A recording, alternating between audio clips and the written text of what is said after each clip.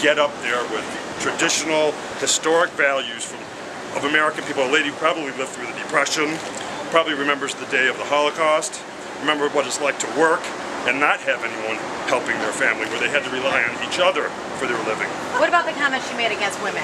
You know what? Well, first of all, that's a conclusion. I wouldn't necessarily say that's a comment against women. Maybe Phyllis Schlafly comes from an era of natural law where, for example, I had saw a lady hanging out in Florida with my mother in the community where she lives, and these people were in their late 70s, early 80s, and they had been married 50 years. And I had just gotten married a couple of years ago, and I asked the lady, what is it that kept you and your husband together for so long? You know what the lady told me? She said, I had nowhere to go. So Phyllis Schlafly was making a point that in a government that wants to create dependence on them for a way of life by getting voters to say, hey, I will give you this and I will give you that. We all know as a result of that type of behavior, you're creating, and in my heartful opinion, you're buying a voter. And what she was indicating is that the voting blocks don't think Barack Obama and his political operatives are not smart. The first thing he wants to get, in my opinion, is back into the White House. He wants to get back on that Air Force One, and he will do whatever he thinks he needs to do to get that done within the law. And if that's taking other people's money to pay for a way of life for another individual, he has no problem doing that. And she was just saying, she wasn't comparing it to welfare in the sense that you have to make your own decision on what type of comparison. What she was saying is if we have a government that is going to create a situation that says you don't have to rely on a husband or a father to take care of your child, we will take care of it through a check.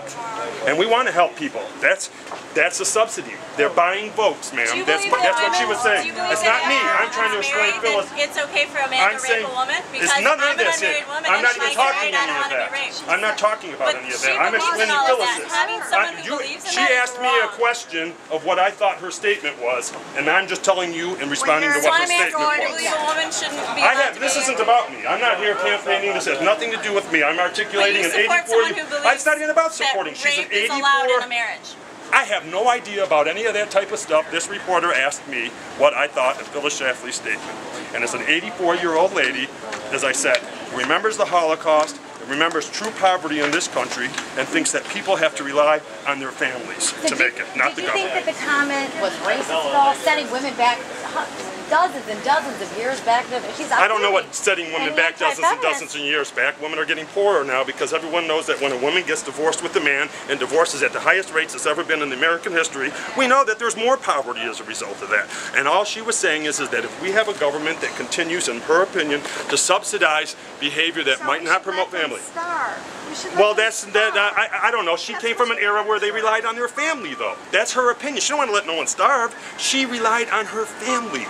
That's what they said when it takes a family. Well, you know what? There is something called natural law, and it is a hard world that we live in, and the government can provide certain types of things, but how are we going to live in a government that continues to pay check week after week after week after week, and it's going to get very bad. So you wouldn't call on Rocky to apologize to women of America? Sir, I'm trying to let him finish. Well, Rocky didn't say the statement, so you have to call on Phyllis Schlafly. I think you should call Phyllis Schlafly. Rocky did. She's an 84-year-old woman. He's going to go tell a lady who's older than his mother she should apologize.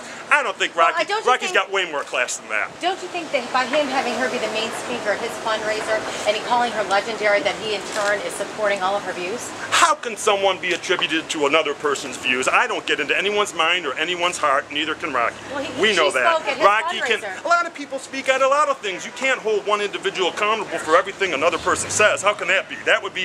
That doesn't make sense. He knows her views. He knows some of her views. I don't think he knows an 84-year-old woman's views. She's lived a lot longer than him. It's just like I didn't know yours.